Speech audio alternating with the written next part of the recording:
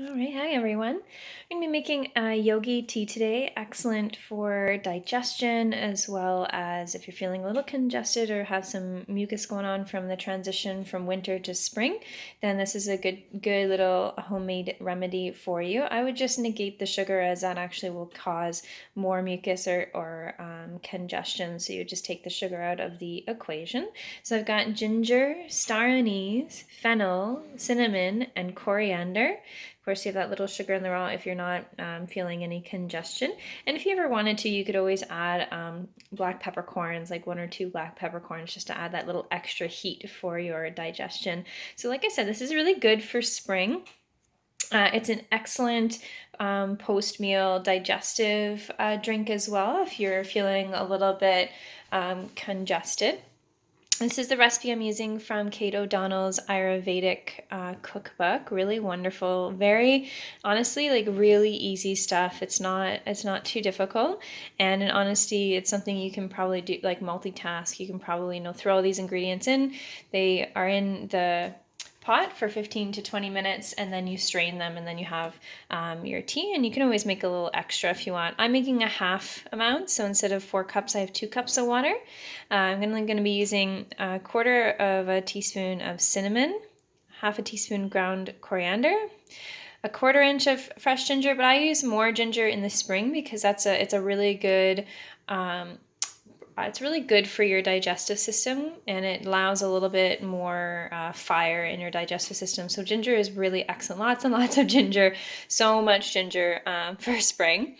I use 1/2 petal of star anise instead of 1, and I use 1/4 teaspoon of fennel seeds. And like I said, if you are feeling that congestion coming on, or maybe you have a cold, then you would not do the sugar that you can see there. Right? And it's very easy. Just put it all into a pot or a saucepan. And you just let it simmer, essentially. It's a little high right now. Simmer for about 15 to 20 minutes. I've just used, my little handy-dandy measuring spoons. And the ginger I use, just for some of you, because some of us don't know like how much is like 1/4 of a ginger. So if you use your finger, that's probably a good, it's not quite an inch, but it's pretty close. So I just used like a sliver, like a cut, and I cut all of the skin off as well, and then chopped it very coarsely. And you can kind of see the little pieces in there. They're pretty coarse little chunks. And you can see the fennel seeds as well. I would suggest that when you put your cinnamon in, this guy here, and even your coriander, is just to give it a little stir, because the cinnamon sometimes won't break up properly. And there's no order I did this in. I just threw them all in and put them on, 4 for me, maybe a tiny bit less. I boiled it first though. That's a key piece here, is like once it's in, make sure everything's kind of up and boiling at a high heat, and then we bring it down to simmer. So when we're ready I'm almost ready actually to strain it. And you can use something like this, but you can see it's pretty, it's not very fine, as you can see, and the cinnamon is going to go right through that. When I made this the other day, I went right through and I was like, okay, I guess I'm eating a chunk of cinnamon at the last sip. So you can use a finer strainer if you have it. I don't happen to have it, but I do happen to have a milk, it's like a nut bag. It's very, very fine. That'll definitely catch the cinnamon for me and allow me to not have all of the particles in my drink, but just get all the yummy nutrients and calming part of the drink. This tea as well, this yogi tea, I'll show you this again, is sattvic, which means that it creates harmony, peace, and balance in the body. It's not a reactive. There's no products in here like foods in here that are really reactive to the mind or the body. Like for example, if you put, something spicy, like in your tea, something really spicy, like I'm thinking of it. It's red, and I can't think of it right now. I can't remember. I can't think of it. I'm sure you can think of like a spice that would be that would put some heat in your mouth, like a red spice of some sort. But for some reason, it's escaping my brain. That would cause a lot of heat in the body. That would be rajas. That would cause a lot of movement, transformation within the digestive system, within even the mind, how we, translate our creative ideas into life. That would be rajas. It helps us to create movement. But if you're already feeling overwhelmed, or you just need a nice, good digestive tea that's very soft and easy on the system, then this is a good way to go. You want to work with sattvic items then. And there's this beautiful cookbook, has all kinds of sattvic meals in here. If you're curious, I'll show you the front. Really beautiful, clear, calm mind. It's been really great so far. Let's go ahead and we'll translate our lovely pot of goodies into our cup.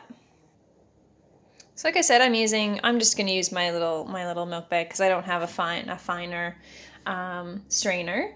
I'm just going to put it right in there. You can see all the goodies. It's fogging up my camera. Let's put that aside. You can see here, all I have to do is lift this up. And by the way, if you ever want to make your own nut milk, get one of these bags. It's awesome. It's a good way to make it really easy on yourself. Some people have a Vitamix and they do like the blend. They can blend it, and that's fine too. But I like to not have any particles in my drink if possible. So I really love this. Really easy to clean too. I got it at I think I got it at either Goodness Me or one of the smaller health food stores in Guelph was another possibility. You can see it's caught all the cinnamon there, yeah? And there's a little bit of liquid still in here. So I'm just going to give it a little squish. Excuse my poor videoing skills. And I'm just going to put this in the sink. All right, and there we go. I got my tea to enjoy. And just know if any of these teas that, come in the newsletter, or if you're just watching some elsewhere, are too strong, you just add hot water. That's it. You need more sugar, then you just add a little bit. It's hot, it'll melt. It's no big deal. Just make sure that if you are choosing a sugar, like I chose sugar in the raw, which is fine. It's good.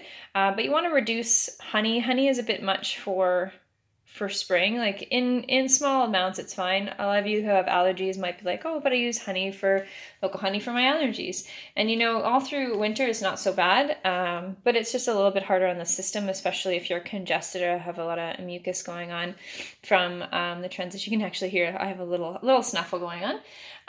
You also would avoid any maple syrup or even